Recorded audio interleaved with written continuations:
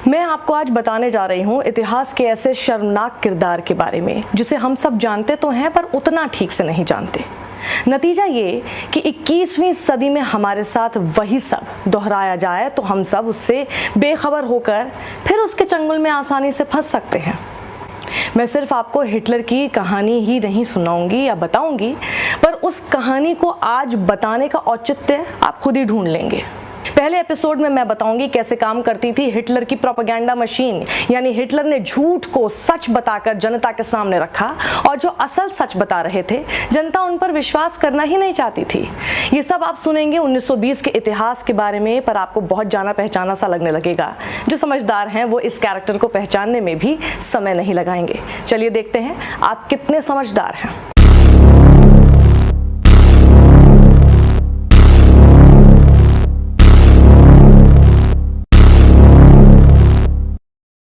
देखिए प्रोपेगेंडा कैसे काम करता है। 1920 के दौर में हिटलर बड़े बड़े जाने पहचाने चिन्हों, शब्दों और तस्वीरों से जनता का ध्यान खींचने की कोशिश करने लगा था। हिटलर ने जर्मनी को पहले बताया कि उनका एक दुश्मन है। जब आप किसी को बताते हैं कि वो आपका दुश्मन है, बस आपकी सारी मुसीबतों की जड़ वही है, तो आप बाकी सब काम छोड़कर उसी ख्याली दुश्मन को तबाह करने में अपनी सारी ताकत झोंक देते हैं। लेकिन सवाल था कि आखिर वो दुश्मन है कौन। अब अगर वो दुश्मन आपकी पकड़ से बाहर का हो तो आप अपना समय उसमें बिल्कुल बर्बाद नहीं करेंगे। तो हिटलर ने जर्मनी को समझाया कि ये दुश्मन और कोई नहीं, हमारे ही अपने देश में है। ये सब हिटलर ने कैसे किया? हिटलर ने खुद से अपने आप को जोड़ने के लिए एक सिंबल यानी चिन्ह का इस्तेमाल शुरू किया, स्वास्तिक।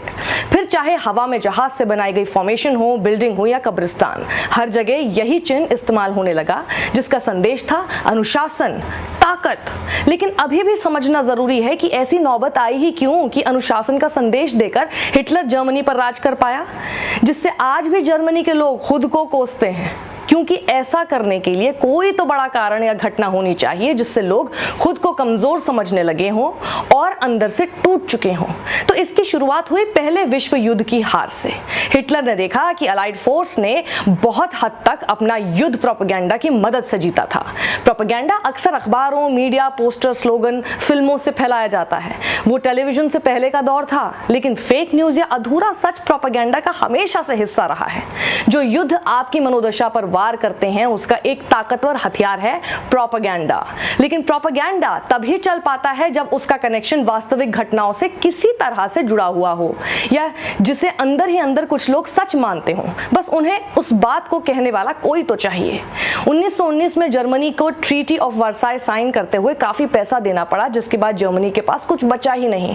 तो पहले विश्व युद्ध में जर्मनी को जो शर्मनाक हार मिली, उसका इस्तेमाल हिटलर जर्मनी को यह सपना दिखाने में लगाता रहा कि जर्मनी दोबारा से महान देश बन सकता है और हिटलर ही उसे महान बनाएगा, नया बनाएगा।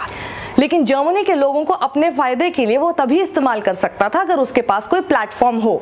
तो सितंबर 1919 में हिटलर ने एक छोटा राइट विंग नेशनलिस्ट ग्रुप, दोबारा सुनिए, हिटलर ने एक छोटा दक्षिणपंथी राष्ट्रवादी समूह ज्वाइन कर लिया। इस ग्रुप में नाम मात्र ही सदस्य थे। 2 महीने के अंदर ही हिटलर ने ऐसा कब्जा जमाया कि वो बेहद जरूरी शख्सियत के तौर पर उभरने लगा। और तब हिटलर ने पोस्टर बनाने से शुरुआत की। खूब गहरे और चमकदार रंगों का इस्तेमाल करने लगा पोस्टरों में। उसमें दुश्मनों को दिखाने के लिए ड्रैगन जैसे फिगर बनवाने लगा। उसके बाद हिटलर ने शब्दों पर ध्यान देना शुरू किया। प्रोपेगेंडा का बड़ा हिस्सा है शब्द, ऐसे सुनाए जाएं या पढ़ाए जाएं जो सीधा आपके दिमाग पर वार करते हैं। फरवरी 1920 में हुई पार्टी की पहली मास मीटिंग, जिसका नया नाम रखा गया nationalist socialist German workers party, या फिर कहें नाजी पार्टी। लोग हिटलर की स्पीच पर इसलिए भी आकर्षित होते थे कि वो बहुत अलग थी। जिस हिटलर को बेहतरीन वक्ता माना जाता था, उस हिटलर ने अपने श्रोताओं के बिहेवियर और प्रतिक्रिया को टेस्ट करने के लिए एक तरीका अपनाया हुआ था। वो पहले अपनी स्पीच आराम से और धीमे स्वर में शुरू करता था। फिर वो एक आध ऐसे शब्दों का जाल फेंकता था जिस पर वो पहले इंतजार करता था कि उससे सुनने वाले कैसे रिएक्ट करते हैं। फिर जब उसे लगता था कि ऑडियंस रिस्पॉन्ड कर रही है, फिर वो आवाज ऊंची करने लगता था, नाटकीय अंदाज में हाथों का मूवमेंट करने लगता था और भी भी ज्यादा सख्त भाषा का इस्तेमाल करने लगता था और अंत तक आते आते तेज तेज चिल्लाकर अपने सुनने वालों को घर इस मैसेज के साथ भेजता था कि वो चर्चा करने लगे। हिटलर को यह समझ आ गया था कि लोग बड़ी और लंबी तथ्यों पर केंद्रित बहस सुनना ही नहीं चाहते। वो बुद्धिजीवियों के आंकड़ों और सच पट्टी की बातों पर खुद टिकना ही नहीं चाहते। उन्हें तो चाहिए लच्छेदार और नारों जैसे शब्द जिनसे वो खुद को रिलेट कर सकें, जो सीधा अपना मैसेज भी दे दे और जिनमें ज्यादा दिमाग भी ना लगाना पड़े। इस बात को आप दोबारा से सुनिए और बेहद गौर से सुनिए। हिटलर को यह समझ आ गया था कि लोग बड़ी और लंबी तथ्यों पर केंद्रित बहस सुनना ही नहीं चाहते। वो बुद्धिजीवियों के आंकड़ों और सच पट्टी की बातों पर खुद टिकना ही नहीं चाहते। उन्हें तो चाहिए लच्छेदार और नारों जैसे शब्द जिनसे वो खुद को रिलेट कर सकें, जो सीधा अपना मैसेज भी दे दे और जिनमें ज्यादा दिमाग भी ना लगाना पड़े, लोगों के मुंह पर आ जाए। ऐसे स्लोगन का इस्तेमाल करने में था हिटलर का सारा फोकस और हिटलर ने बखूबी लोगों की इस प्रवृत्ति के साथ खेला। इसे कहते हैं ग्रीवेंस पॉलिटिक्स, यानी लोगों के जख्म को रेत कर राजनीति करना, जिसमें कुछ लोगों पर उंगली उठाकर बताया जाता है कि उन्हें मिले जख्म, दर्द और धोखे का कारण वही शख्स है। हिटलर लोगों को समझाने में कामयाब हुआ कि उनका दुश्मन कौन है। हिटलर ने बताया ज्यूज और बोल्शेविक्स उनकी हार का कारण है। अगर प्रोपेगेंडा ऐसा हो जो पहले ही आम जनमानस के भीतर घर कर चुका हो तो समझिए उसने पहले ही अटेंशन ले ली है और कामयाब हो गया है। इसी चीज पर स्ट्राइक किया हिटलर ने और प्रोपेगेंडा चलने पर गद्दार, पीठ पर छुरा भोंकने वाले जैसे शब्दों का इस्तेमाल धड़ल्ले से होने लगा। एक बार और सुनिए, गौर से सुनिए। प्रोपेगेंडा चलने पर गद्दार, पीठ पर छुरा भोंकने वाले जैसे शब्दों का इस्तेमाल धड़ल्ले से होने लगा। लगता ना जाना पहचाना। अपने इस प्रोपेगेंडा को और तूल देने के लिए दिसंबर 1920 में न्यूज़पेपर शुरू किया जिसका मतलब था पीपल्स ऑब्जर्वर। हिटलर ने विजुअल प्रोपेगेंडा यानी तस्वीरों के जरिए झूठ फैलाकर अपना फायदा करने की कोई कसर नहीं छोड़ी थी।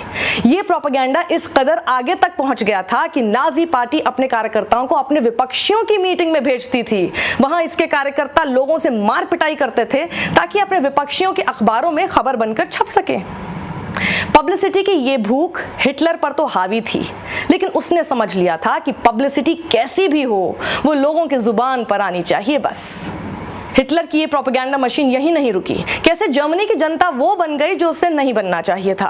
कैसे एक व्यक्ति के फैलाए झूठ को जर्मन सच मानकर राष्ट्रवाद की आड़ में वो सब करने लगे जिसके लिए इतिहास उन्हें आज भी माफ नहीं कर सकता। इस सीरीज के अगले एपिसोड का करें इंतजार, जिसमें मैं बताऊंगी इस हिटलर का भी एक गुरु था जिसे देखकर वो इतना दुष्ट और नीच बन सका। फोटोग्राफर और कैमरा के लिए हिटलर की ऐसी दीवानगी देखिएगा जो जानी पहचानी सी लगने लगेगी। ये सब देखिए दूसरे एपिसोड में। तब तक इस वीडियो को शेयर करना ना भूलें ताकि दुनिया का हर देश उस इतिहास को जाने जिसे जानते हुए भी अपने यहां दोहराने का मौका नहीं देना है। नमस्कार।